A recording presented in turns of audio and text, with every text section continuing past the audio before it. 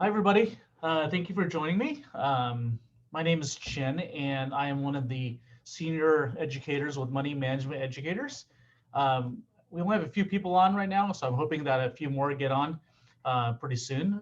But I'll give you a little bit of introduction about us and kind of how we operate. We are a financial education company in the Bay Area. We primarily serve the like technology companies, biotech companies throughout like the greater Bay Area.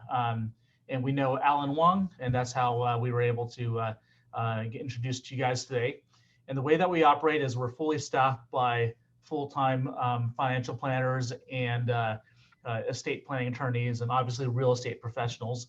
And we volunteer our time because we understand that sometimes it might be a little bit intimidating to meet a new financial advisor or financial planner on a one-on-one basis without feeling like you might be getting sold or something like that. So most of us have long-term financial practices. So for instance, myself, I've been doing this now for about 20 years, and I do work with a variety of clients.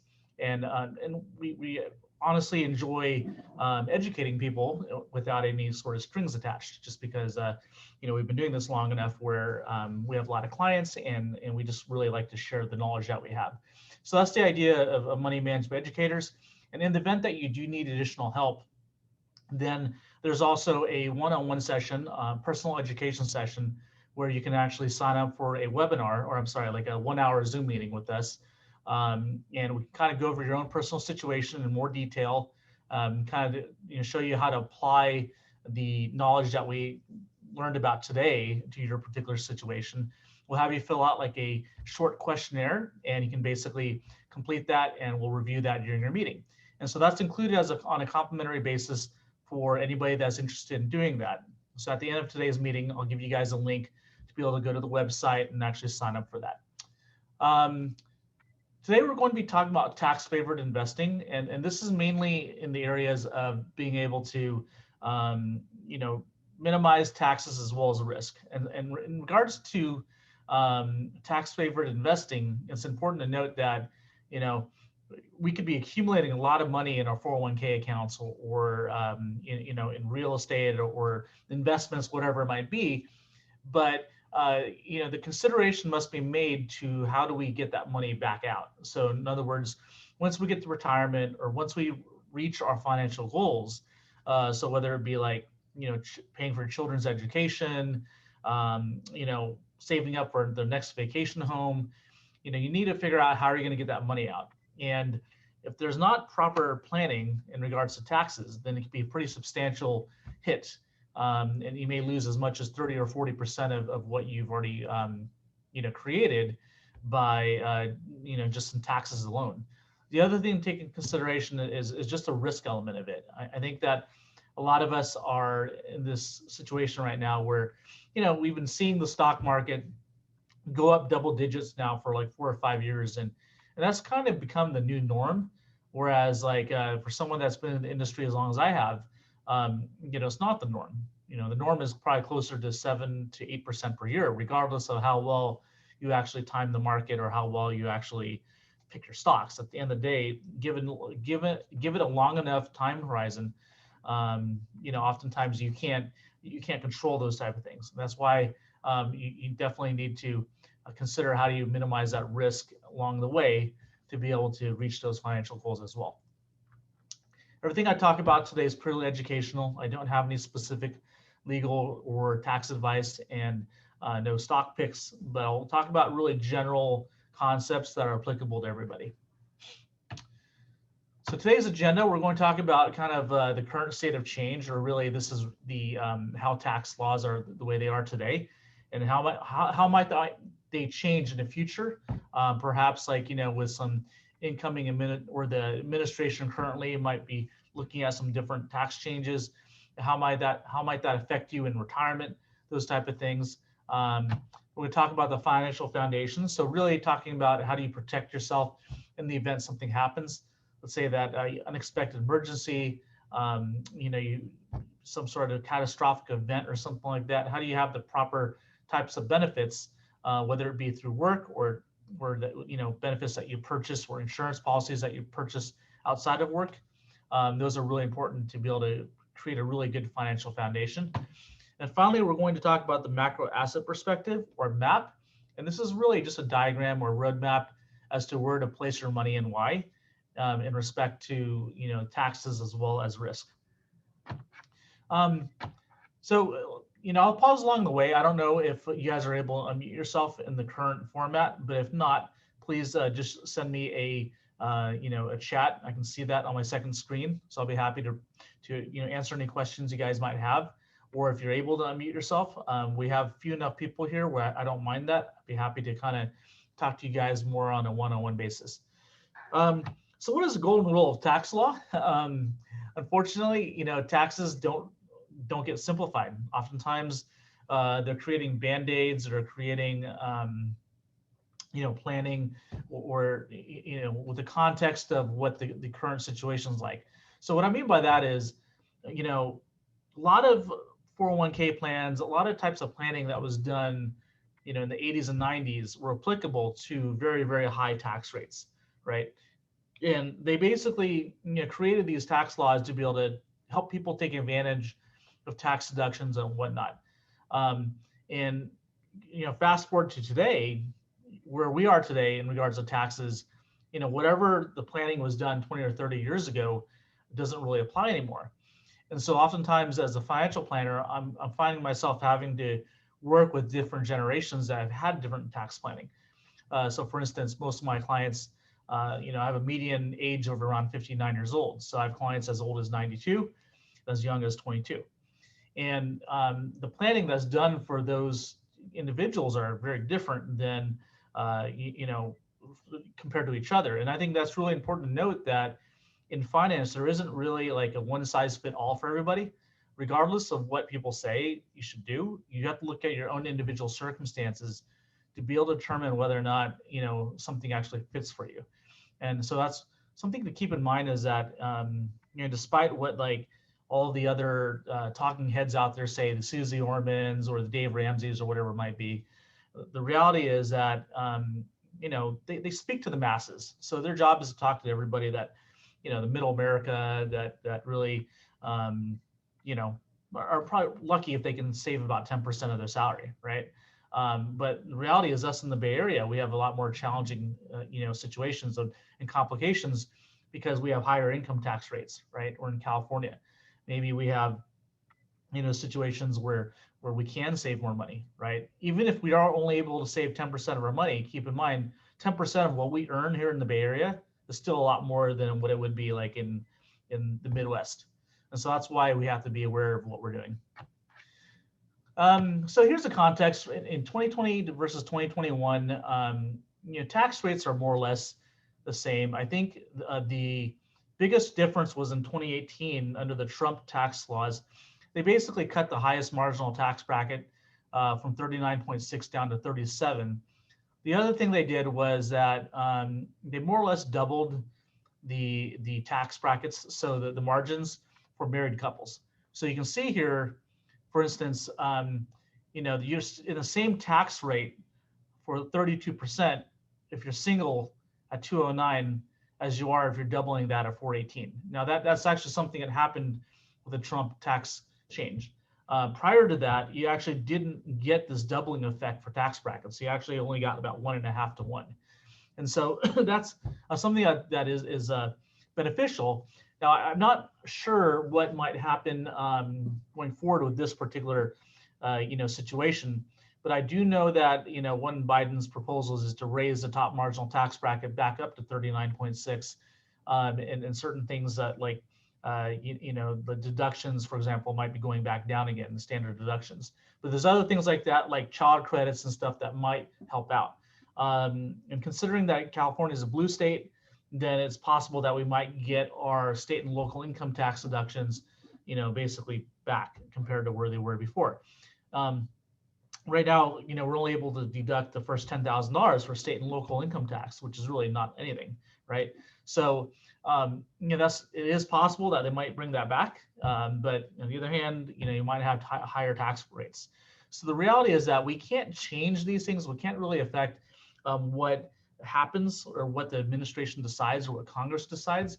We just have to have a flexible plan that allows us to be able to, take advantage of whatever the current tax laws are to be able to minimize taxes today, as well as being able to minimize taxes throughout your lifetime. So what I mean by that is in retirement, those type of things, you need to be able to minimize your taxes. There's only certain ways you can do that. We already talked about this. Standard deduction is now higher, but so basically what this means is if you don't have mortgage interest or you don't itemize, and if you're single, the first $12,550 of your money is not taxed. If you're married, the first $25,100 of your money is not taxed. So this may go down again, but again, if we have other deductions that come back, then it might offset that. One thing, actually, I want to go back one slide. A lot of people here that I talk to are not very familiar with how these tax brackets work. So what I mean by that is most people assume that if you're making, let's say, between $210,000 to $500,000, you're assuming that you're actually all your income is getting taxed at 32%. So that in fact is not correct. So what it is, it's actually a weighted average. So it's basically only the amount of money that you're earning above $209,000 as a single person or 14 as a married couple is taxed at 32%. The rest of your income is taxed at varying tax rates. So between 164 to 209 is 24, 86 to 164 is 22, etc. So what that basically means is that even if you are in a 32% tax bracket, your weighted average for all these other tax brackets below might give you, your actual effective income tax rate of maybe around 22 to 23%. Okay, so oftentimes people focus too much money or too much of their savings on just the pre-tax because they're assuming that they're basically getting taxed all their income at 32%. But the reality is you're actually only getting taxed maybe 21 or 22%. So sometimes by focusing only on pre-tax, then you're only really saving yourself 1 or 2 percentage points when it comes to your effective income tax bracket. And that's why it's really important to kind of balance that out. You want to have somebody that might be tax-free on an after-tax basis that you're investing in. The other part of it, you can invest on a pre-tax basis to help out a little bit on the tax situation. Let's see. So we already talked about this itemized deductions. You guys are aware of the fact that the first $750 you get mortgage interest deduction. Now this is an area where I think it might be good for your own clients if you guys are in real estate. I know that one thing I always look at is people say I want to pay off my mortgage early, or I want to get the shortest loan term that I can afford, right? And so most people that'd be like 15 years or 30. The reality though is that as you know, if you ever look at amortization schedule, there's a pretty heavily weighted toward interest in the very beginning, which makes sense because if you think about it, the mortgage company is giving $1 million up front. So of course you're going to want to pay more interest in the beginning, right? Versus if you're like halfway through your loan and you only have like $500,000 left, then your interest should be accordingly lesser, right? So, but one thing to keep in mind is that if you pay off those mortgages early, or if you have your clients do that early, then you're essentially giving up a lot of the potential mortgage interest deduction that you would get. Now, to be fair, if you're like, $2 or $3 million home, doesn't really make a difference in that sense. But if you have like a low interest rate, let's say 2.5% or 3%, keep in mind that like the extra principal payments you could be making toward that mortgage could be better invested somewhere else. Because really, what is, if it's only going to cost you 3% to borrow that money, well, you can certainly make more money in the stock market, right? We already talked about it being like double digits, 10 or 13%. Now, even under normal circumstances, it's still be at least 6 or 7. So why would you want to, basically pay off a mortgage that's only costing you 3, where you can basically get, more money off of your investments? So that's something to keep in mind. And same idea with rental properties. Why do you get maybe 10 rental properties with one large down payment versus like giving somebody cash, right? It's because of the fact that you have that leverage. You want to use that leverage to be able to earn more money on your money. So some of these things that were itemized expenses really don't really matter, but a lot of these things are gone. People always ask me, you know, financial planning fees or investments, can you deduct those? Fortunately, you cannot anymore.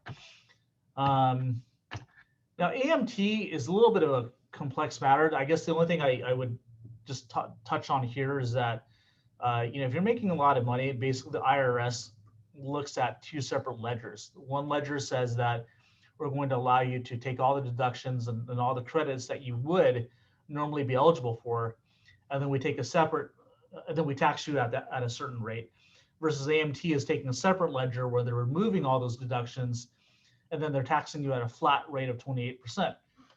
So that, you know, whatever one happens to be higher, that's what you have to pay the IRS.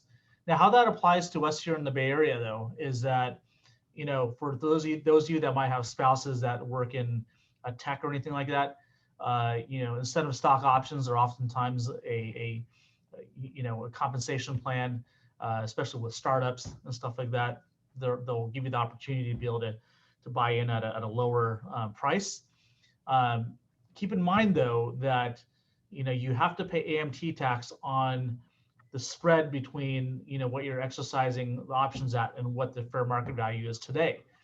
So if you're in pre-IPO, if you have a spouse that's in pre-IPO, then oftentimes it is good to be able to start exercising those options when it is private still, okay? Once it goes public, and let's say that you make a lot of money, it is almost never makes any sense whatsoever to actually exercise those options and hold. You almost always want to do a same-day sale. Now, this becomes complicated because, you know, you typically have 10 years to be able to exercise these options. A lot of people that I meet like wait until the very end to exercise them. So now all of a sudden we have, you know, in some of my clients' cases, millions and millions of dollars worth of options that are, you know, exercising. And it's not a good thing. So that's one of those things where, you know, if you can kind of spread it out along the way, and then if you're able to get in on the ground floor before they, you know, these stock options go up, then that's where you can kind of avoid some of this AMT tax. So this is basically inheritance tax. It doesn't really apply to a whole lot of people, but you know, I guess in the sense of real estate, and I'm kind of teaching you guys this also for your own education, but maybe for some of your clients. There basically is an estate tax or inheritance tax that when you pass away, they look at the gross, the net value of your estate, which includes all the equity in your home, life insurance proceeds, your retirement accounts, investment accounts. And if it exceeds the current limits of 11.7 million per spouse, then there's a 40% tax on top of the, you know, of everything above and beyond that. So the challenge, though, is that if you have a lot of you know, real estate clients that have illiquid, you know, properties and stuff like that, then you can imagine that, you know, that it could potentially add up to a lot of money. Let's just say, for example, you know, your client's net worth is $14 million. And so, you know, you'd have to come up with about $1.2 million to pay for taxes. Well, if it's all in real estate, how are you going to be able to pay those taxes? Your only option is really to sell it and then be able to take care of that. Now, this is not, you know, you're probably aware of what we call the step in cost basis, which says that if you buy a home and you pass away, the income taxes or the capital gains tax is nullified. This is not that, you know, does not apply. Okay, this is an actual inheritance tax above and beyond whatever the potential capital gains tax is. Okay, and like I said, most cases the capital gains tax is nullified when you pass away, do the step up. So there needs to be a proper planning where you essentially pay those taxes in order to be able to avoid having to liquidate properties. Last thing you want to do is have a fire sale before you pass away. I mean, when you pass away. The other thing to keep in mind is that this exemption is currently doubled. So you can see in 2017, before the Trump Tax Act, it was actually half of what it is today. Okay, so it will expire by law in 2025. Okay, also Biden is planning on probably reducing that beforehand anyways. So all of a sudden, us living in the Bay Area, this 5.5 million becomes a lot more realistic versus having 11. Okay, so this could impact a lot more of your clients if you are working with, kind of upper echelon clients. Okay, so that's something that you definitely want to do a little bit of planning, either whether it be for yourself or for your clients. Encourage them to talk to a financial planner because this is a big deal. So I apologize. I'm not entirely sure with what your benefits are. If I remember correctly, I don't think you have a 401k. If you do, then you can, or your spouse does, here are the limits. A lot of companies offer a Roth 401k also. And, the difference between pre-tax and the Roth, simply that in the pre-tax, you get income tax deduction when you contribute, but when you withdraw it, you have to pay taxes on every single dollar that you withdraw. Roth, you don't get income tax deduction in the beginning, but when you retire and pull the money out, then it is basically tax-free. Okay, so you basically, something to keep in mind is that this limit, 19,500, is combined. Okay, so you can either do, 9,000 and 9,000, or you can do all 19,500 in one or the other. But the bottom line is that you can take advantage of that if you have that option. If you're not covered by work, then you can actually do a traditional or Roth IRA too. Okay, so I think if you guys do not have a plan under a KW, then you can also do a traditional or a Roth, which, as you can see, is significantly less than what you're able to do as a working through a 401k plan. But that said, doesn't mean you shouldn't still save. You should definitely be saving money inside of like a investment account or some sort of brokerage account outside of a retirement account. So to make things even more complicated with that inheritance, something to keep in mind is that if you have money left over in your 401k or IRA when you die, then your heirs have to distribute that within 10 years. So I have real clients nowadays that have like $5 or $6 million in their 401k and IRAs, and they save so much money and they're so frugal, they're never going to use any of this money, so they end up having to like leave it behind. But the reality is that that's a lot of money to be adding to your children's taxable income, because assuming that you pass away at 80 or 90, your children are probably right in the peak of their careers. So you definitely need to be aware that, if you're focusing only on pre-tax, there are a lot of like disadvantages to that, and it can basically create problems later on down the line. So the Roth IRA, I already touched on this. It just allows you to be able to, put in money on an after-tax basis and get it out tax-free. A lot of people ask me about Roth IRA conversions, which basically means you're taking an old 401k or old individual retirement account, taking your pre-tax and then converting it into a Roth. Now, the disadvantage of that is that you're basically paying the taxes today. And if you're making a lot of money today, you're adding that onto your salary, right? So in most cases, it doesn't make a whole lot of sense.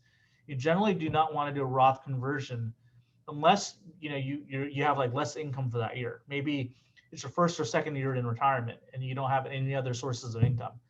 Then a Roth conversion might be a good idea. Second option would be, as long as you can pay the taxes outside of the account. So don't, if you have a $100,000 account, don't go and use 30,000 of that 100,000 to do the conversion. Take money from another source to pay the income taxes. Then it's not as bad of an idea. But generally speaking, I just say that if you're in this situation where you're considering that, talk to one of us. We'd be happy to give you an idea whether or not it makes sense or not. A lot of people ask me about a backdoor Roth IRA. It's basically a way to circumvent these limits. As you can see here, once you make more than a certain amount of money, then you're not eligible to actually put money into the Roth IRA. Or backdoor Roth basically allows you to put it into a traditional IRA first and then immediately convert it to a Roth. Okay, it's kind of a way to be able to, like I said, is a loophole that the IRS has developed. Not everybody's eligible for it, so I just want to make sure that to make you guys aware, if you're thinking about it, you have to look at your own circumstances, because in some cases, it doesn't make sense. I'm not going to go into too much details, but if if you're thinking about that, talk to one of us in a one-on-one session, and we can give you some more clarity around that. Okay, so any questions so far? I don't think I have anything in the chat box. No? All right, so let's talk about the financial foundation.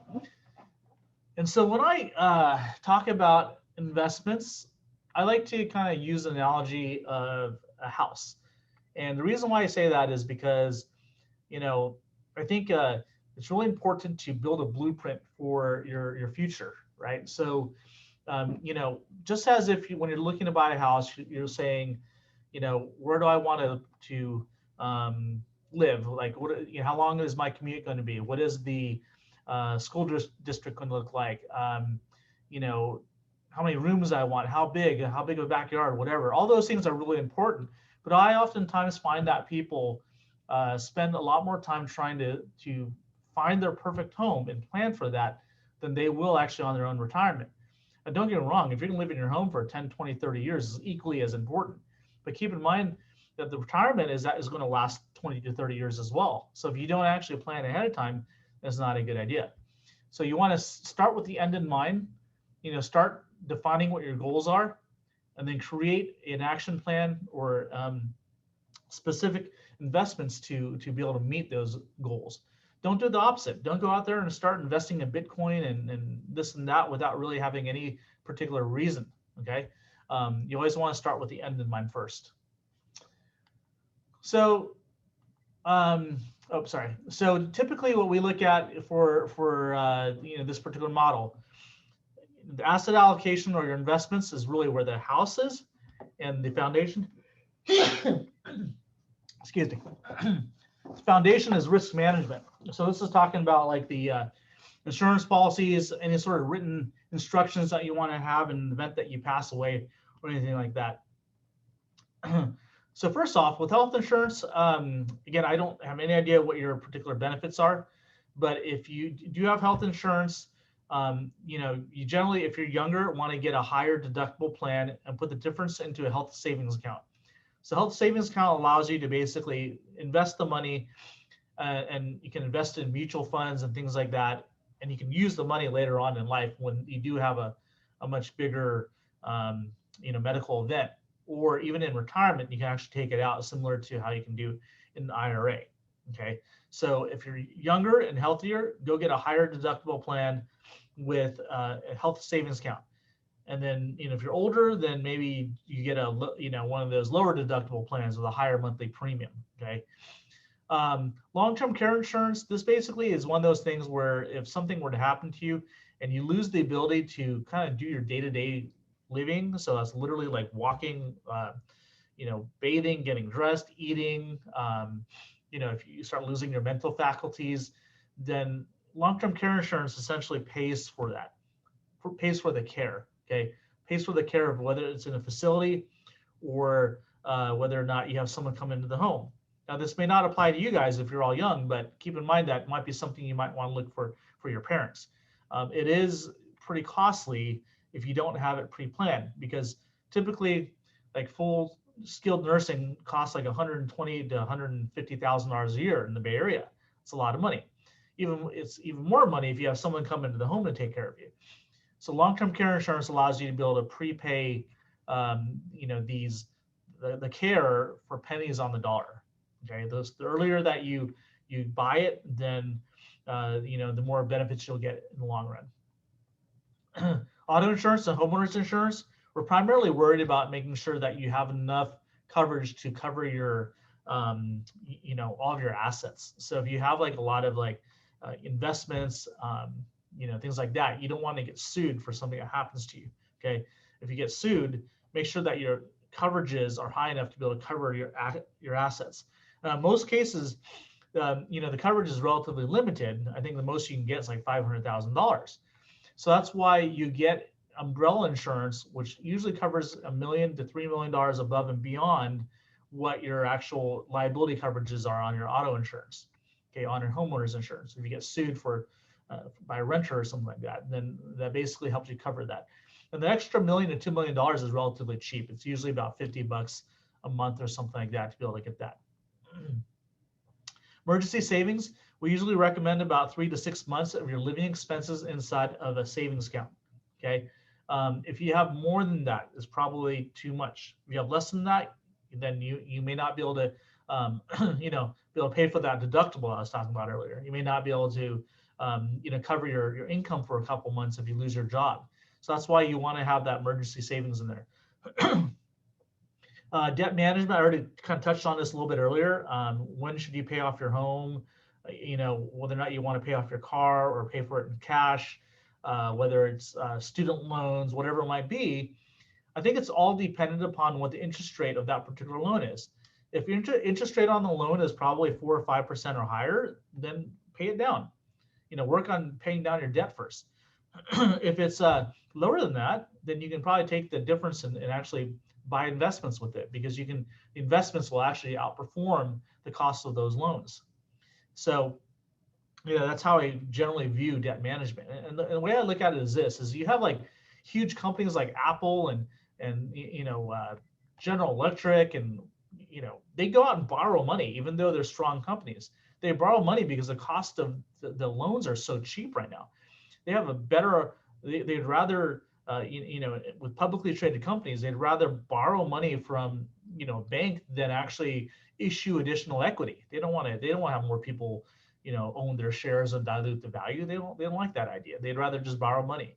So if you think about it from a financial standpoint, corporate finance standpoint, these big, huge, strong companies are willing to borrow money. For us as individuals, it's okay for us to borrow money also, as long as we have the discipline to be able to actually do something with the extra proceeds, right? Invest that money. You can't just be letting it sit, and don't spend it, right? Wills and trusts, if something were to happen to you, you want to make sure you have instructions that are written down to be able to clarify, who gets the money, when do they get it, who's to manage this money, who's going to be the guardian of your children. All those type of things are really important. And a will is basically a written letter to a judge to tell him or her what to do with your money. Now, the reason why that's really important, and I'm emphasizing that, is that a lot of people, are unaware of the fact that even if you write a will, you actually are subject to probate. Okay, and probate's a court procedure where the judge gets to decide who gets the money and why, and so on and so forth. And as you can imagine, it's not a very it's not a very pleasant process, and it's pretty lengthy. These days with COVID, as much as like 2 to 3 years. So ideally, you want to get a trust. If you have more than $150,000 worth of assets, if you have anybody that owns a home, needs to have a trust. Okay, because the cost for a probate is anywhere between 20 to hundreds of thousands of dollars, depending on how much your estate is worth. So just be aware that there are two distinct differences with those. If you have any questions about that, come and ask us. Charitable contributions, if once you've done enough planning for yourself, you can start deciding, can I give some money away? And a lot of times you can get, pretty good tax benefits by doing that. An area where we do apply this to our clients is that we have clients that participate in IPOs or have millions of dollars in company stock from tech companies, and they don't need all the money. Well, this is an easy way to be able to help you, take advantage of, not having to pay taxes on that and give some money away. You can actually, give money away in certain trusts and stuff like that to be able to minimize your income tax deductions. Your income taxes, as well as being able to help someone else out. And then finally, with disability and life insurance, we're just talking about replacing your income. Okay. Disability insurance, obviously replacing your income if you become disabled. 60% is okay, because it's 60% on after-tax basis. That's pretty much what you're getting today anyways. Life insurance, this is where a lot of people are underinsured. You want to make sure that you have between 10 to 20 times your salary minus what you already have in liquid assets. So if you already have a $500,000 in investments and your 401k, then you don't need to have that in life insurance. But that's an area where I would encourage people to get a little bit more coverage, because it's oftentimes not enough. Any questions so far? No? All right. Let's go and talk about the macro asset perspective, or where do we put our money and why. I want to oversimplify this only because of the fact that the reality is, regardless of how much we know about investments and how sophisticated we are, like it all can be categorized either as aggressive, moderate, and safe. Obviously, real estate and stocks and different types of stocks, whether it be large company stocks, international, investing in China, it's all very aggressive. And then you have moderate accounts that you can find mutual funds that are balanced, where you have a combination of aggressive and safe investments. And finally, safe investments are like bonds, savings accounts, and things like that. Now, what you have above this line is what we call paper assets, because we really don't know what the assets are going to be worth until we sell it. It's all on paper. Even though people say real estate is, it's tangible, you can touch it, the reality is it's still on paper, right? Like, I don't know what it's going to be worth until I sell the house, until someone actually buys it, right? So so that's why we call it paper assets. Versus real wealth is something where, we're now earning interest on it. We're making withdrawals out of this account. Typically, it's a lot safer. The principal is protected. Okay. Now, the Wall Street rule of thumb suggests that in terms of our overall assets, we want to have a number equal to our age below this line. So for instance, if we're 25 years old, we're going to want to have 25% of our assets below the line and 75 above. Now, I'm not suggesting that you do that with your 401k. I'm just saying overall, whether it be your savings, what you have on an after-tax basis, you generally want to have 25% of your money in terms of safer investments. Conversely, when you get older, you always want to have investments, invested aggressively, because you still need to be able to beat inflation. You need to be able to get a real return on your money. You're putting in a savings account, you're probably barely getting 0.1% right now. So that's why you can't be putting that much money in your savings. Over time, the objective is to convert those paper assets into real wealth. We generally say probably about 10 years before retirement, then you need to start making a much bigger withdrawal rates to be able to take money out of the stock market, get into real investments. Because, and the way I look at it is this, right? In 2008, using my own personal example, or anyone else that's my age, in 2008, I did not have nearly as much money as I had today, right? Let's just say hypothetically I had $100,000 in assets back in those days. So if I lost 30% or 37% in 2008, it was not a big deal, right? Because heck, losing $37,000 wasn't a problem, because I could make that up by two ways. One is to put more money into my account, because I'm adding money from my paycheck into that account. But the second way is just by having the stock market recover and come back. Now, granted, it took 5 years before we got our money back in 2008, right? But if I had $1 million, which a lot of my clients do today, $1 million, $2 million, $3 million, taking a 37% loss at 50 is a much bigger impact than it was in 2008. So you cannot take your own personal experience that you had in 2008 and say that, well, I didn't lose a whole lot of money in 2008, so I know what I'm talking about. I know what to do because I can get through anything. That's oftentimes some people like to brag about their abilities, and oftentimes they cite that specific example.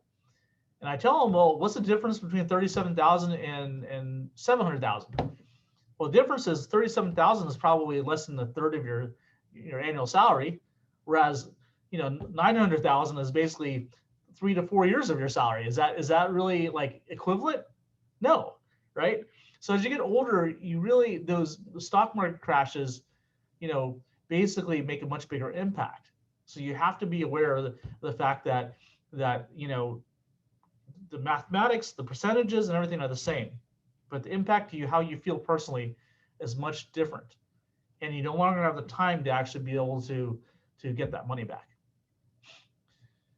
Now, what I was just talking about was vertical diversification. That's why those boxes are arranged in a vertical manner. Now we're going to talk about horizontal diversification, and that's basically the differences between pre-tax and after-tax investing. Pre-tax investing investing, as you're aware, is probably like 401ks, IRAs, and pensions and stuff like that. And as I mentioned earlier, you get a tax deduction today, but when you withdraw it, it's 100% taxable in the future. So let's talk about the kind of the progression or how 401k plans became popularized. Back in the 1980s, the actual top marginal tax bracket was 70%. That was crazy compared to where we are today. We're at 37%. Back in those days, it's 70%. So if we think we're in a high tax bracket today, that's nothing compared to what it used to be in the past. And back then, there were 15 different tax brackets, whereas today, there's only 7. Okay. So what that basically meant was that if you put a little bit of money in your 401k, you could oftentimes drop down 1 or 2 tax brackets to actually help you save on taxes. Whereas today, if you were to, earn $100,000, if you're $100,000 a year in 1980s, you actually were in the 59% tax bracket. And let's say today you want to withdraw $80,000 per year for income, then you actually did pretty well because you put money away at 59% and you're withdrawing it now at 22. And so that's the idea, was that you wanted to put money away at a higher tax bracket, withdraw it today at a lower tax bracket. So it worked really well. But how many tax brackets do we actually drop down today, going from 100 to 80? It's actually a round number, it's 0.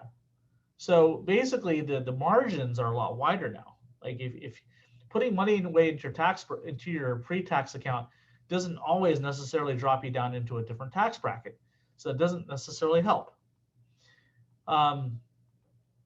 So we're not suggesting that you don't put any money into your 401k accounts or IRA accounts.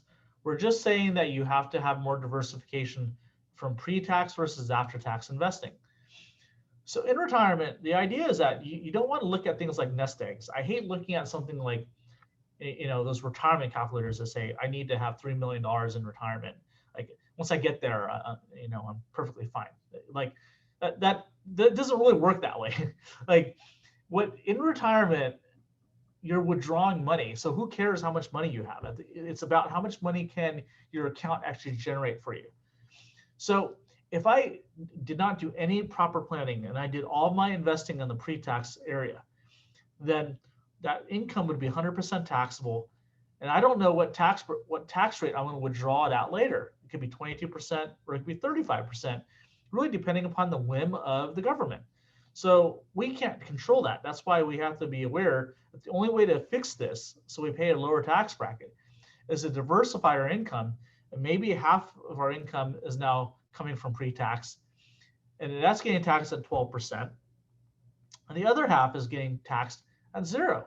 So we're using a Roth IRA, Roth 401k, or something like that to basically create tax-free income. And so by doing that, our combined tax rate is actually only 6%. That is the only way to be able to control your taxes in retirement, is to control how much money is coming out of this left side, how much money is coming out of the pre-tax bucket or the bag of money. So now how do we actually implement this? What we want to do is in your 401k accounts and everything like that, we want to make sure that we concentrate primarily on aggressive investments. Only invest in the stock market in your retirement accounts, probably until you're about 50 years old. We really don't need any of the benefits that safe money actually gives you, okay? We really need to beat inflation. Well, once we have that figured out, we do need to have some money in safe investments, but we do need safety, liquidity, and some tax benefits on the after-tax side, because if we need this money, this is the only place that we're going to be able to get it without a penalty. If we take it out of the 401k, you guys are not allowed to take out that money into your 59.5, or you become disabled or some other qualifying factor, okay? So we do need to have some money on the safe assets on the after-tax investments.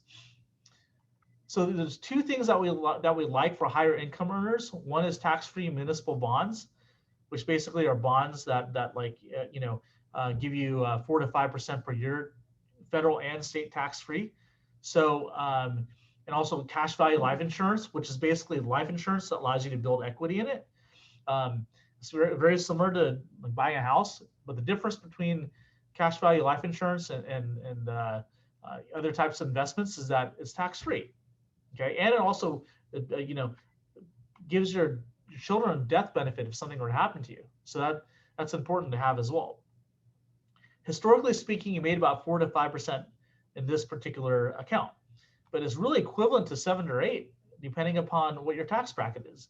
You're making a lot of money today, then is making 4 to 5 on a tax-free basis is actually making 7 to 8 before tax. So that's one of the reasons why we use these tools.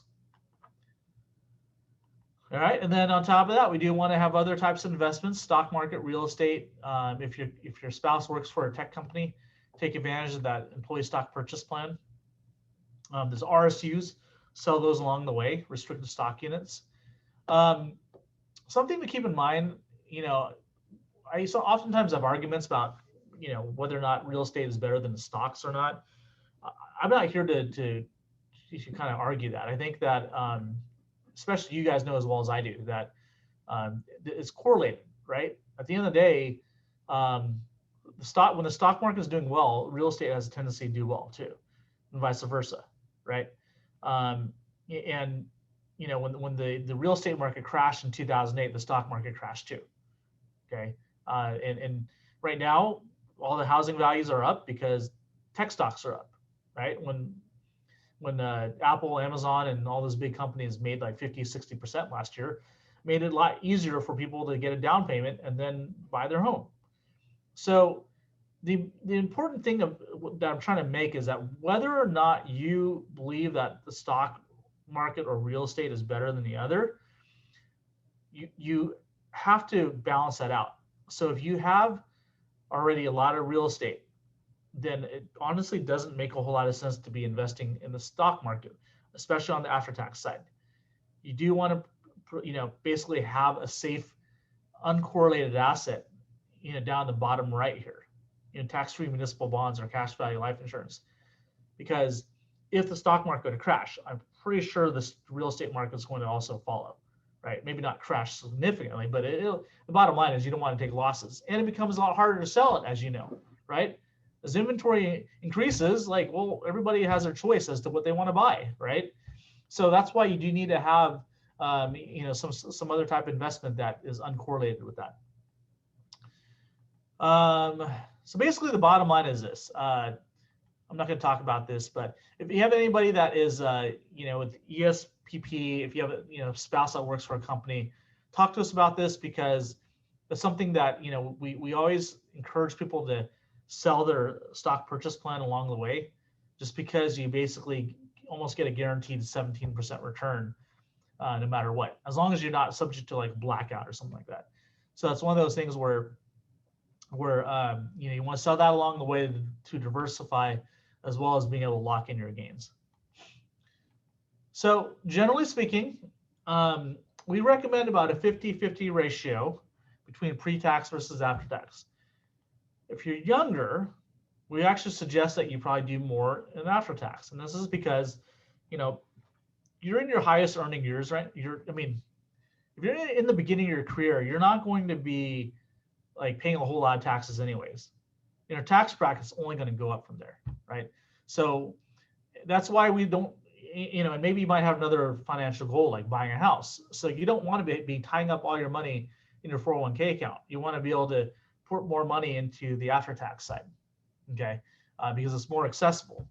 And later on, when you get into retirement, you're going to be in a higher tax bracket. So you're basically putting money away into something that's tax-free today, and then taking it out later when you're in a higher tax bracket. That's the idea, is that you always want to have like tax-free income in retirement. Now, conversely, if you are older, then you're going to want to focus more on pre-tax, because it does have a bigger impact on your particular withdrawals. So if you're about 50 years old, this is the allocation we recommend: 50% pre-tax, 50% after tax on the safer investments. If you're younger, then you do something like this. But the bottom line is that this can all be individualized for your own personal circumstances. You guys can, have us look at your situation, and then we give you guys some ideas on what is a proper allocation for you, where to invest your money. Instead of talking about these things conceptually, we talk about what types of investments, mutual funds, ETFs, whatever it might be, that can fit into these type of categories. And over time, of course, then it's going to be dynamic. So as you get older, like I said, you're going to focus more and more on different types of investments. So this is basically a summary for everything. At the end of the day, we want to make sure we have all of these things within our financial plan. Okay, depending on your circumstances, and that's going to determine like how much goes into each particular area. But again, something that we can definitely help you out with. So next steps, we have to be, flexible. We have to make sure that no matter what happens to tax laws, that we can adapt to that. Have different sources of money for income and for retirement. We need to make sure we have a good financial foundation to be able to protect ourselves in case something happens. Look at both pre-tax and after-tax investments. And finally, just make sure you have enough diversification from a risk standpoint so that, depending upon your age, so that you're not going to risk losing a couple of years of your salary. It's really important to think of it in that context. And so the bottom line is this: if you guys are interested in a education session, you can go to this link. I posted it in the chat box, and you can actually put in your contact information, and our admin will reach out to you probably within the next couple days to schedule something in the near future. Near future being 1 to 2 weeks out. So, and if you're interested in just letting us know what you want to hear about in the future, like you can basically go in there and check off what topics you want to talk about. Topics range from everything from college funding to wills and trusts to just more in-depth conversation about investments in general. So that's basically what we have to offer. That said, I'll stick around for a few more minutes, and if you guys want to ask me any questions, you can unmute yourselves, whatever you want to do, and we can spend some time with you. Thank you very much.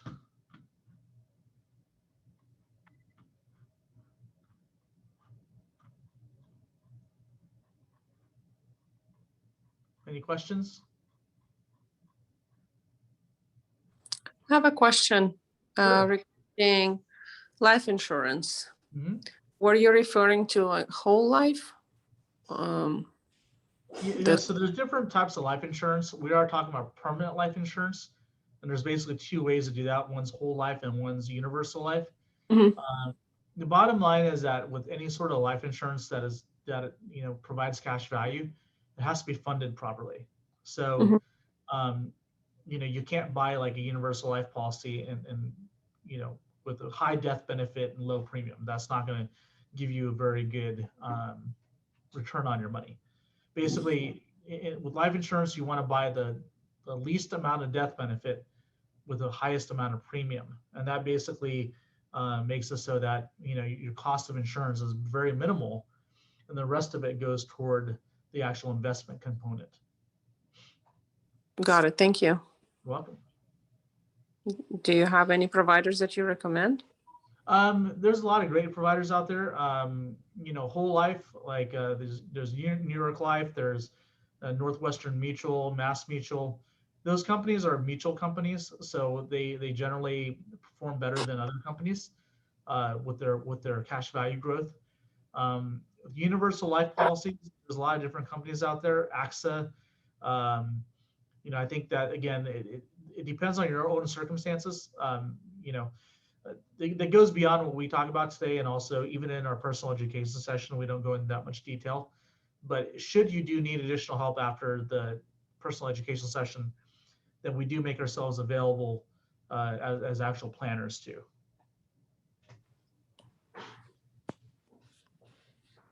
Thank you. I have a question. In regards to the estate tax, mm-hmm. If an individual who passes away has most of their assets in a trust, are those assets in the trust subject to the total evaluation? Most people have a revocable trust. So the revocable trust is something that you can change and amend at any time and even completely dissolve. If it is a revocable trust, then it is subject to the estate tax calculation. And so keep in mind that the estate tax calculation takes all after-tax investments and also pre-tax. So your 401k, life insurance proceeds, all that stuff is subject to the state tax calculation. So worst case scenario for somebody that has a lot of money in pre-tax, for example, I have a lot of doctors, that have maybe several $1 million in 401k, and they have a lot of net worth too. Their family are subject to both income tax due on the pre-tax 401k plus the estate tax too. And so effectively ends up being like almost a 60% tax to them, at least on that particular part of the assets. And so that's why it's really like something that needs to be taken care of. And secondly, you can't just look at what you have today. You kind of have to project forward, do a little bit of financial planning to actually determine, what is your withdrawal rate? What are you spending in retirement? And then what's left over in the end? That does, you'd be shocked how much an estate will grow between the ages of 50 to 70. Even if you don't have the limit yet, let's say at 45 or 50, you could easily, exceed that depending on what your habits and what your spending patterns are like. And so that's why we just say that it's always good to have a second look at that. But yes, in some cases they have irrevocable trusts, which, as you can imagine, you can't change or anything like that, that are not subject to the estate tax. The only problem with those is that you give up control of that. So they're always like pros and cons to, the different strategies when it comes to estate planning. Great, thank you. You're welcome. Any other questions?